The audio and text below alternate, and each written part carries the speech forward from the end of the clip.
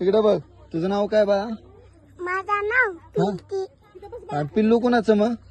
माझं आई नाव आहे. बर, इकडे बघ की शाळेत तू कितवीला आहे बा? कितवीला आहे शाळेत? मी नानटी शालावी. बर, आणि तू आज शाळेत पहिल्यांदाच आली ना आमच्या? मी पहिली झेला आली, तू पण पहिली मी ना खेळली जाते. भात खाल्ला का? का भात खायला काय आणलंय?